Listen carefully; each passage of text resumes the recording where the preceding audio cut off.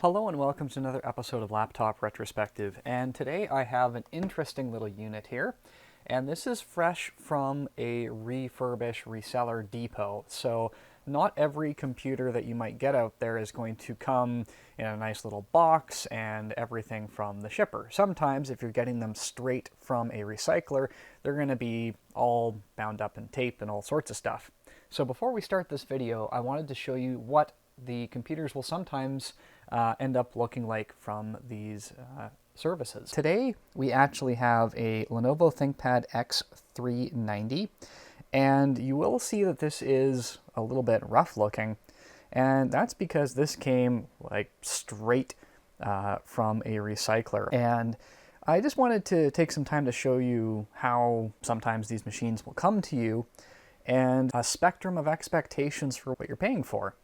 We've seen previously on this channel refurbishers that actually take machines that come like this and then they make them nicer and much more presentable, several of which I've featured on the channel. One in particular that I'm thinking of recently is the one from Waukegan Computers, that X1 Carbon Gen 5. And you can see the video over here, but not every seller offers those services, and of course, the closer you get to the surplus chain, the potential savings that exist if you have the expertise, you're willing to do the work, you aren't afraid of ordering parts and that sort of thing.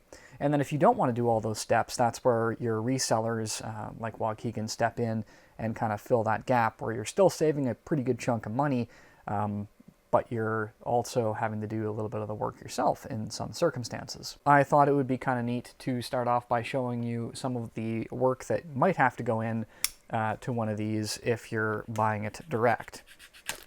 So we'll just go ahead and cut this tape and peel that off. We'll peel this sticker off, which came pretty well. We'll just put that over there. And we're going to be a little careful with the tape here because it is covering the Windows sticker, and that might matter to somebody. We've got that out of the way. Now, this is a pretty decent little X390 if the sticker is to be believed. It's a touch screen with i5 10th generation CPU and 8 gigs of RAM and a 256 gig SSD. The lid will need a bit of a cleaning, a few scuffs and other transportation wiggles. Bottom looks great. Let's see what it looks like on the inside. Well, it looks like it has a charge because it's already turning on as soon as I open the lid. And it looks like an operating system is already installed, which is always appreciated. And it looks like the Commercial Vantage dashboard has been installed on this, although I can tell by looking at the screen resolution that not much else has occurred. So yeah, not every computer is going to look this good coming out of the box from a refurbisher. But this is a pretty darn good example. This computer, I would say, has barely been used because there is like no shine on the keys. There is a very, very mild shine on the trackpad. So I'm going to be looking forward to taking a look at that, and we will do in this next cut. But I wanted to show you what the unwrapping process can sometimes look like. So now let's launch into more of the regular style of video. Okay, so cutting back to the X390, let's take a deep dive into it. So the X390 and then consequently the 395 were released in February of 2019, and they were the successor to the X280. And I featured that machine on the channel over here. And this is a marked departure, hence the name change, from the 200 series lineup. The first and obvious thing that we need to address is that we've moved from a 12.5 inch display to a 13.3 inch display. So now we're really creeping into X1 Carbon territory here in terms of the actual footprint of this device. In fact, to help illustrate the point, here is an X1 Carbon Gen 6, and as you can see, there is a slight difference in terms of their length and height, but we are getting very, very close indeed.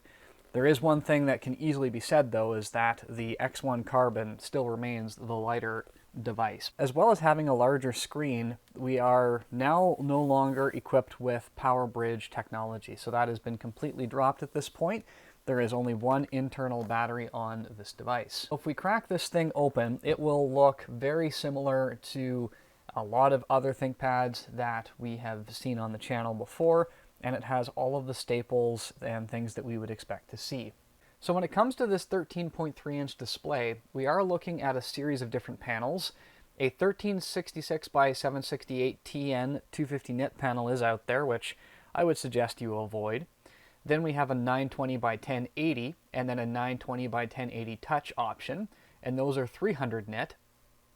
And then there is also an optional privacy guard model, which is about a 400 nit display. Privacy guard does reduce the viewing angles even when it's not enabled. CPU options are quite diverse. We have everything from i3 8th generation CPUs all the way up to 10th generation. And this particular one is sporting a 10th generation Intel CPU, but I will put a list up on the screen here of all the 8th and 10th gen CPUs that came with it.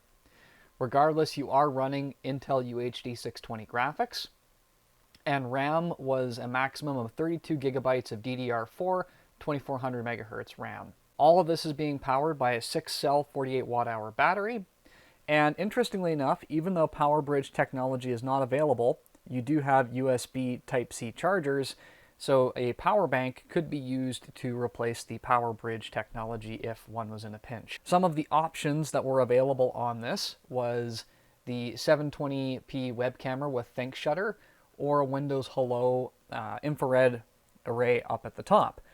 As we can see from this one, we do have the ThinkShutter present. We also do have the optional fingerprint reader as well. The backlit keyboard was also an option on these, and we can tell that one is present due to the pictogram on the spacebar key. Again, watch out for that because not all models were equipped with it. Smart card readers, as well as a few other odds and sods, were also available, as well as WWAN cards. Your SSD format on the inside was an M.2 2280 NVMe variant as well. So let's do a quick tour of some of the ports that we have. On the left-hand side, we have a USB 3.1 Gen 1 Thunderbolt 3 plug. We have the kind of the side-mounted dock connector with, again, a USB Type-C connector next to the network proprietary plug that you would see. We have a full-sized USB port here, USB-A, HDMI 1.4B, and a headphone microphone combo jack.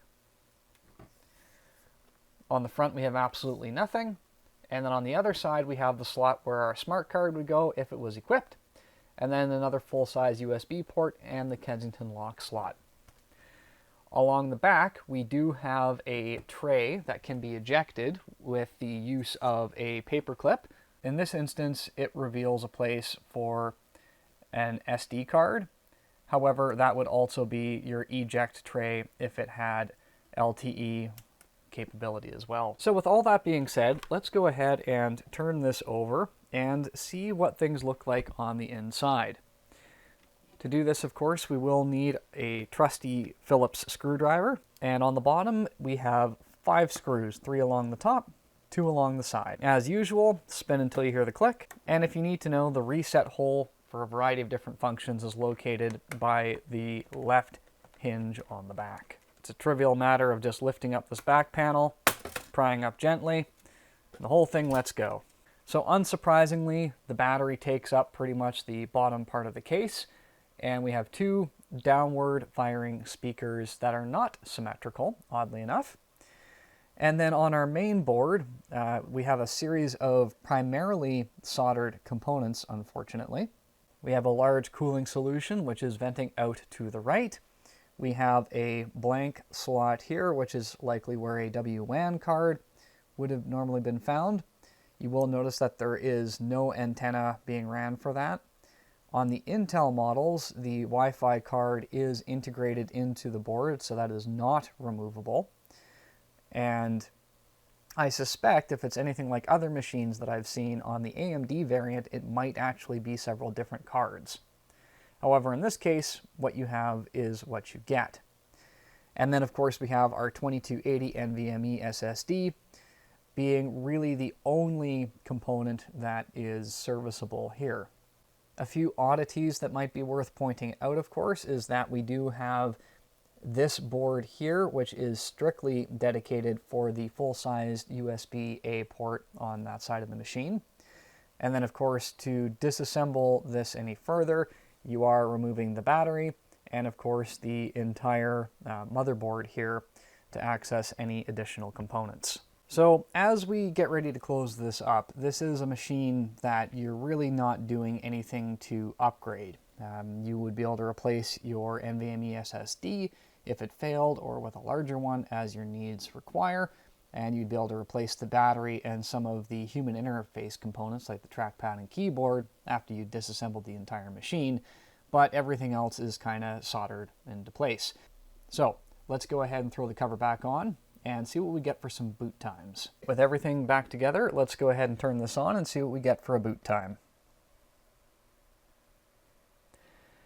It is worth pointing out that this is a 10th generation i5 10210U with 8 gigs of RAM running Windows 11.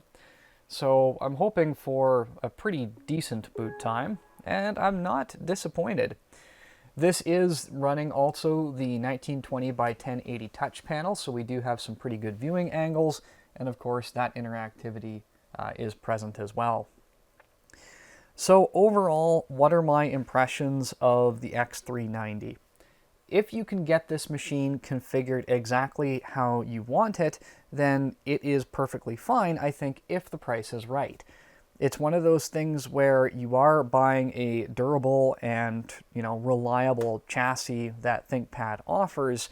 The one thing that the X390 is lacking on, of course, is upgradability in terms of its components. The SSD can be removed, however, the Wi-Fi card and RAM are soldered to the main board, and for many people that might be a turnoff. But considering that we are potentially looking at the used market, if the price is within that sweet spot for your region, then I think that there is quite a bit of value to be had, especially for a device that a person might require for casual computing in the house, or very basic business needs, schooling, that sort of thing. As of the filming of this video, these machines range from about 400 Canadian dollars and up, and there's even a handful of them that will still have some warranty left. So keep in mind that because you are in that upper price bracket, there might be opportunities for you to purchase other machines that are equally as capable and perhaps slightly more upgradable, or at least more easily serviceable.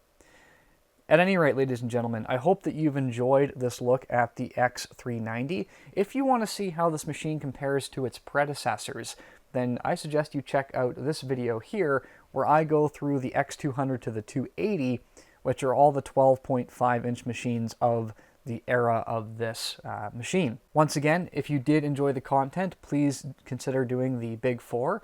Please like the video, share, subscribe, and hit that notification bell, so the next time I get to feature a compact ThinkPad or other laptop, you'll be the first to know about it. Thank you so much, and I'll see you next time.